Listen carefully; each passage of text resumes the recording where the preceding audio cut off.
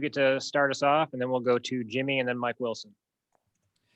Rick, I guess in a 12-day span, you guys lost to Florida by 26 and built a 26-point lead on Kansas. And I know there were certain situations to that. You were healthier the other night, and I don't know if concern is too strong a word, but when you think about just how wide a variance those are from, and you talked about the energy level and the competitiveness, is that a concern that you can roll out two different performances like that? Well, I think you're always concerned when you don't do the things that you feel like you're capable of. And, but I also know that old saying in coaching, you're never as good as you think you are, and you're probably never as bad as you think you are. And somewhere in the middle, probably. But to answer that is that word consistency. Can we get consistent with it? Can we, again, when we've had everybody healthy, I think we've been better. I don't think there's any question about that. But even with that said, I think that we're a good enough team that we shouldn't get beat as badly as we did at Florida. I think that, again, so much of the game is mental, and you can get rocked back a little bit, and sometimes it takes you longer to get out of it. I know this, we cost ourselves in games because we would not shoot the ball, and that led to a lot of turnovers. And like I said, here against Mississippi State the other night, when I was talking about kind of the same situation you've asked me about, we finally started shooting the ball, and it didn't go in. But then the challenge was, would we continue to shoot it, open shots? We did the other night against Florida, and I will be very disappointed. And I will tell you this too. I actually yesterday during film got on Santi about turning down some shots that he's got to take for us. And so the key going forward will be, if we do that, I think it takes a lot of pressure off, and you're not going to make them all. I mean, nobody makes them all against us, and we're not going to make them all. But I think we're all looking for consistency and from everybody. And I think that big a discrepancy, I can't tell you why it's like that, other than I know that it gets back to consistency. Rick, what does a come to Jesus meeting look like with you? Well, normally the way I talk about you, you know what? Honestly, Jimmy, I would like to think that our players know that we're going to be truthful, that we're going to coach them the way that we want them to be coached, and we're going to watch film. We're not going to hold back. We're going to, every game, we show them the good, the bad, the ugly. But I think that sometimes you've got to go deeper than that, where sometimes you revert back to experiences that you've dealt with in the past. And coaching is an everyday proposition. You can't ever think you're there. And so you get up every day with your mindset that how can we get better, knowing that, this is what I do for a living. The guys that I coach want to do it for a living. Days off trying to coach them and help them, I think it hurts them in the long run. But the biggest thing that you can do, and I think our players would tell you, is that I'm brutally honest. And sometimes I don't want to use the word harsh, but because sometimes the truth hurts. I mean, when you see it, but I'm not going to say anything to them, Jimmy, that I can't validate with the tape in terms of their effort, in terms of them not playing the role they need to play. And I mean, I can point it out to them, but that tape validates it. And it's like in the past, I said, I can arrest them. The tape charges them. And so that is something that, again, and I think our staff as a whole, we're very straightforward with them. And because I know this, the most important thing in life is truth. And I think as long as you're speaking truth, you're going to be fine. Also, how do you balance wanting to play well right now versus wanting to peak at the end of the season? Well, we showed them yesterday, and just like you would expect in the game the other night against Kansas, we did not execute particularly well to start the game, which I wasn't surprised because we had two freshmen out there that haven't been in that situation. And did we make some shots? We made some shots, but we talked about. If I said it once yesterday, I said it 10 times. We've got room to get so much better, and so I don't think we're anywhere near peaking right now. It's still about us getting better, about certain guys still learning the offense, understanding what they need to do, spacing. I mean, I could go through the whole thing with you, Jimmy. It's just we can get so much better. And defensively, the other night, I thought we were really, really good. And where we've got to get consistent again, we continue to build our defense, but offensively, and I'm not talking about making shots. When you're making shots like we did to start the game, it made everything look pretty. But from a technical standpoint, that's what it was. We made shots. And once the game settled down, we got back into where we were sort of executing what we wanted to get done. Rick, I think Ball Hoops Twitter posted a video in the locker room after the game where you walked in and said, drew the line. What does that mean to your team? Where did that come from? And why was that something you guys accomplished? It was about us. The line had nothing to do with anybody but us. The night before, we talked about things that we had to do within our own team work and the respect that they should. And this group of guys, that they love each other, they care about each other, but it's about the respect level within our team in terms of guys doing their job night in and night out, and it's basically accepting the role that they needed to play. And a lot of it was directed towards rebounding the basketball, because we had gotten our tails kicked rebounding and just not doing that job. And whether you want to call it toughness or technique, you call it anything you want to call it. But the fact is, it's a mindset. And we said we're going to draw the line, and we're going to find out who. And we've talked about it long enough. We've talked, and everybody says, you just have to do it. And it gets back, whether you're talking about whatever it takes is what it gets down to. Block your man out, go get the ball. We've got to rebound the ball and drawing the line. What we're referring to is within our own team structure in terms of us proving to ourselves that we were tough enough to do it and capable of doing it. Nicholas Hill, Grant Raimi, and Vince. Coach, what are some of your initial impressions of your opponent tomorrow night, Ole Miss? Your early impressions of Ole Miss. Well, obviously, they've got almost a whole new team from a year ago. But if you know Kermit, his teams are defensively, and you go back to the beginning of the year playing great basketball. They are aggressive. They trap. They really work hard at turning you over, and they do a terrific job of getting into those turnovers into transition baskets. And they very active defensively, and I really like the way they run their offense with speed. And so every night we go out, it's a different opponent, but yet you've got to have the same mindset in terms of understanding you're playing against teams that are a team that's very well coached. They know what they're looking for, and he's going to have them ready to play. His teams always are ready to play, and we've got to be ready to step up and see that again if we can be consistent. Rick, how fine is the line between the extra pass and passing up a good shot for a better shot and taking those open shots that you've been talking about the last couple of times out? Well, first of all, Grant, I'd like to congratulate you. I got a text today that in Maryville today, it's Grant Raimi Day. How old are you today? It's a big birthday, and we're going to give you the key to the city. Is there any truth to that rumor? Yeah, I'm 23. 23. So how many keys will they give you today? Because we know you're not 20. Hey, we know you act 23, but we'll let you get by with that. But are you excited about it? Do you have a speech already for the mayor and everybody? Yeah, if my internet will work. I don't know. It's been going in and out. How about, would you be upset if we all came down and kept our, our social distancing? Would that be okay? Yeah, come on down. Or are you going to have a little reception afterwards? Or are you going to take us out to dinner? Yeah, we can figure something out. Okay. Tom, you going? I'm going to pass. Grant, if I didn't have to go to Oxford, I'd be there. I want you to know that because it's a big day down there. Appreciate it. The fine line between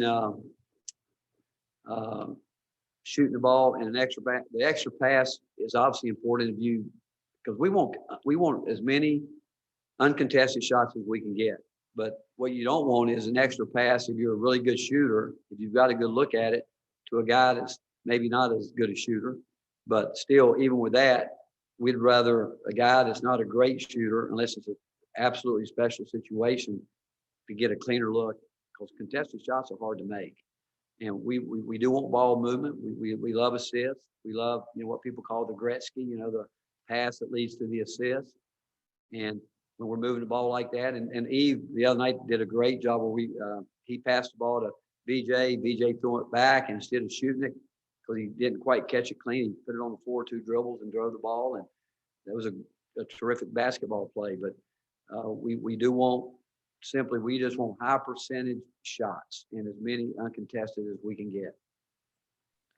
Rick, when you guys are in town, a lot of people have talked about how you really don't spend much time in your office, and that basically your office and your desk was that folding table there in Pratt.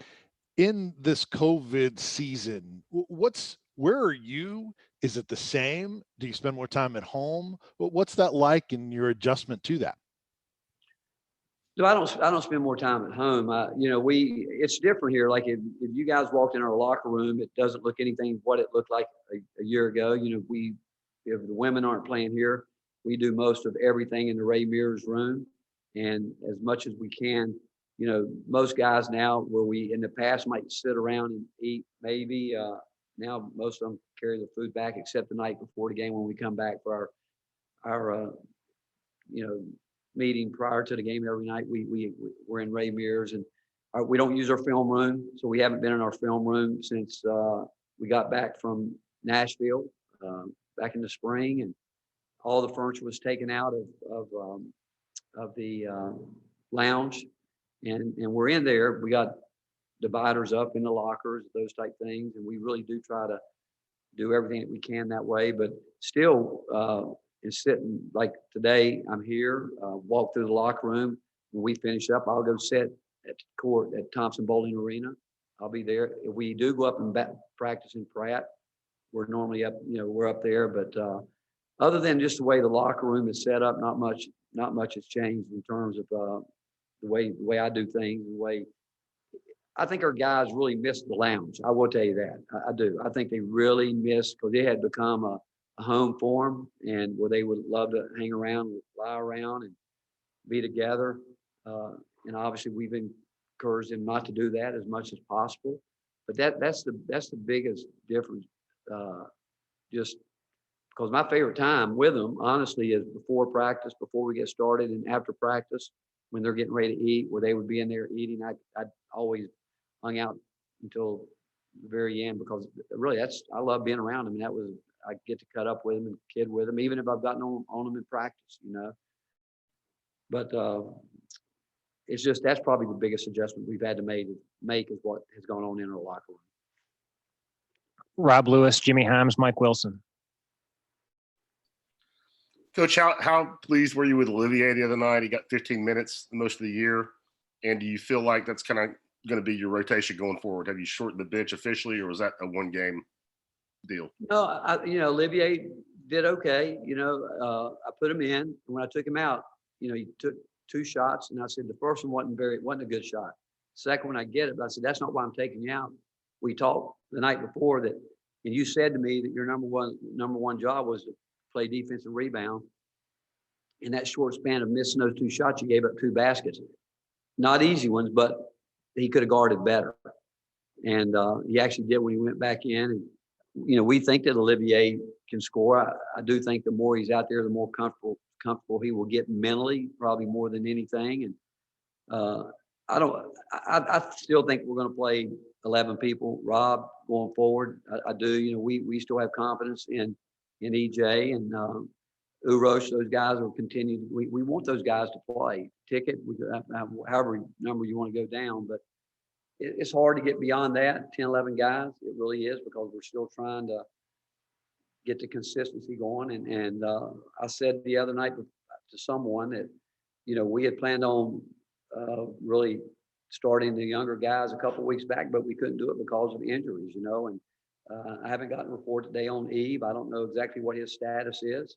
And we've been hit with that all year, where our practices haven't been where we can get everybody out there in practice to start getting that rhythm that we want to get. But that's what, with this group of guys, we continue to work with them, and they continue to work hard, knowing that when their number's called, they've got to be ready. And it's hopefully the opportunity they've been waiting on, and they can do something with it. And we talk to our guys, you know, the 8th, 9th, 10th, 11th guys that, hey, they're the ones that have to change the lineup. It's not going to be us. They're going to have to do it with what they do in practice day in and day out. And we do want to keep the minutes down. I mean, in a perfect world, I'm saying this, and I'm sure it's hard to do, but we like to keep everybody under 30 minutes in the game. You know, we feel good about guys playing 28 minutes, 29, somewhere in there. And we think they're all much more effective when they can do that. But for us to do that, we've got to get to consistent play from our bench. Rick, you shot extremely well against Kansas, 2-point range, 3-point range. Do you think that was simply a product of shot selection? I think it has a lot to do with it, Jimmy. I do. I think shot selection. I think it goes back. We use the term, you know, when we're working on our individual skill work and daily vitamins. We talk about, you know, game shots, game speed, game spots, and that's what we want to see. And the other night I felt like guys were a little bit more calm with the ball. I like the fact that Eve Pons and Josiah James got the ball down, got themselves in triple threat position and raised up and shot it. And I think that's a great way to shoot a three. And especially because I know how much time those guys have put in doing just that, as opposed to sometime when the ball gets swung to them, they feel like they got to shoot it quick, or they're maybe thinking swing. We all just want guys to do what they practice. And we want to come within the framework of our offense. And we feel like our guys know what we're trying to get done. Now, we did isolate a little bit more the other night. You know, we had some isolation plays that we went to that we like, and it plays into those guys, again, doing what they practice. Also, the SEC beat the Big 12 5-4. What kind of a statement do you think that was for the league? Well, I think it's important, Jimmy, because, you know, everybody every year has their opinion. You know, the narrative is that, you know, the Big 12, the Big 10's got the best leagues right now going. And I think the fact is that we did have an opportunity to go head to head, and we came out on top. So yeah, I think it helps our league. I think it helps the perception of our league, and if that's what it matters. But and I also think this time of year it's very important with teams that are fighting to get into postseason play, that because every game is being closely watched. They always are, but maybe more so this year than ever because of the fact that some teams aren't going to play as many games as others. But I think it was, again, I told someone after the game all day long when I'd bump into people, they were talking about the excitement of watching all these games on TV. It felt like an NCAA tournament day, and because there was games going on all day long, and there were some terrific games, obviously. And so I think for our league, it was great. It's only the second time I think that we've been able to win the challenge, and so that's good for us. Rick, I was just wondering if you had any good John Chaney stories. I don't know how many times you got to coach against him, but figure you guys crossed paths a few times over the years. Well, you know what? I did get it. It was a blessing to get to meet him, and I was able to be around him and hear him some. And you know, he was just a lovely person in terms of, you know, he was always the same every time I was with him. He always treated me very nice. Where I've gotten to know him more without him even knowing it is through Dan Liebervich, who you guys know is our associate commissioner in charge of basketball in the SEC. Worked for him, and Dan loved him. I mean, and the stories that I would ask Dan about him. How did Coach do this, do that? And Dan, he said something, and I think this is so true of Coach Chaney. He said, did he want to win? Was he innovative in some things he did with his zone and all that? Yes, he was. But from the beginning, if you were a student and an athlete in his program, it was all about one thing: getting an education. And he didn't just say it; he drove it into his players. And when Dan and I were, you know, back and forth with text, he said he doesn't care what anybody else said. No one cared about their players more than him in terms of wanting them to create a better life for themselves by taking advantage of the opportunity that they were given through basketball.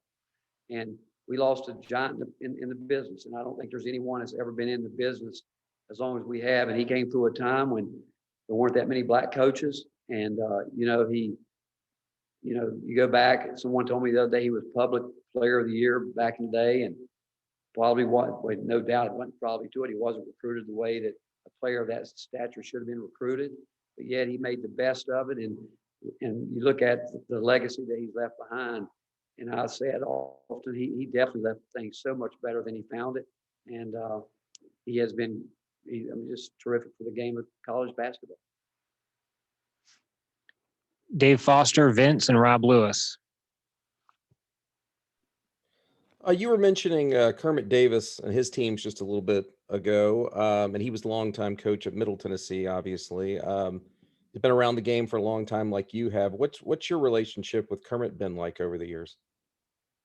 Kermit is, to me, one of those guys, first time you meet him, you feel like you've known him your whole life. And, he's always had a, pleasant personality with me. And obviously I've kept up with Kermit just because of everybody from the time he's been in coaching, everybody knew he was a terrific basketball coach and did an incredible job at Middle. And what I love, there's a lot of things about Kermit that I really like because I think he's real. But, when he left Middle, very few coaches would say what he said in terms of, he said, hey, this is a total rebuild.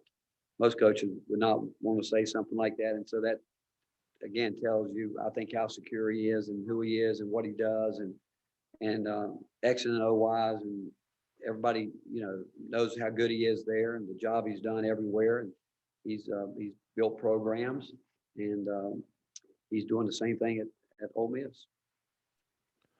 Rick, Josh Heupel was at Saturday's Kansas game. Did you get a chance to talk to him, and have you formed any opinions of him early on? I like him a lot. I met him when we were in the football locker room. First day he was here, and he was standing by the court when I walked on it the other night. But just spending time with him a very little bit. A lot like Danny White. What I like about both of those guys, it takes me back to when I was at Providence or Clemson those days, and where they just want a chance to come into a situation where they can make it better. And I'm impressed with the fact that they think that they've got a great job and that they know what this place can be, and they want to be a part of bringing it back to where we all want it. And I can only speak from when I was at that age. That you're not afraid to compete, and I don't think these guys are going to be afraid to compete. I think they're going to get in the fight, get us in the fight, and that's what we all want. But just being around him, both he and Danny, I'm really impressed with their fire, their enthusiasm, and the fact that they're excited to get things done. Coach, in the past couple of weeks, you've been pretty vocal about need more from Eve, need more from Fulke. Saturday night, is that kind of what you were looking for out of your two seniors? It goes back, again, talking about drawing the line. It was directed at those guys quite a bit, to be honest with you, and I thought both of them really responded in a great way because of what we expected from them from the get-go. And I thought that they did exactly what we need them to do. And so it goes back, we got to do it again and again and again until we're finished. Coach, before we started today, you had mentioned that we need a nickname for Jimmy Himes. We're going to go to him next, but I think a good nickname might be Double Dipper because he's been asking a lot of two-part questions here today. Well, I just like Jimmy Dot. Jimmy Dot Himes, Jimmy Dot Himes, That's your middle name, Jimmy? Dot, D-O-T? I had an aunt, Dottie. My mother was named Dot. That's why I use it. Dot, who was Dot? Your mom was? My mother was named Dot, yeah. Oh, that's awesome. See, Jim, you need to take us deeper into some of your thoughts so that we can know these. Well, one of these days, I hope I have a day for me like Grant Raimi does. That's my goal. With Grant, well, first of all, I didn't tell you this. I just got another text from the mayor of Maryville. He's actually paying for that day. Oh, yeah. He's paying for it. So it wasn't like that. It was his idea. I funded the Okay. parade. I just have one question this time. You out-rebounded Kansas 38-23, and I don't think you did well against them on the boards last year. What was the key to that? Well, through the game, I always kept thinking to myself, they didn't send as many to the glass for some reason. Even watching the tape, they weren't. And I looked at many times, we had 5 guys around there going to get it, where I talked again. We told them the night before, I don't care who gets it, go get the ball. You know, Santi had a great night on the glass.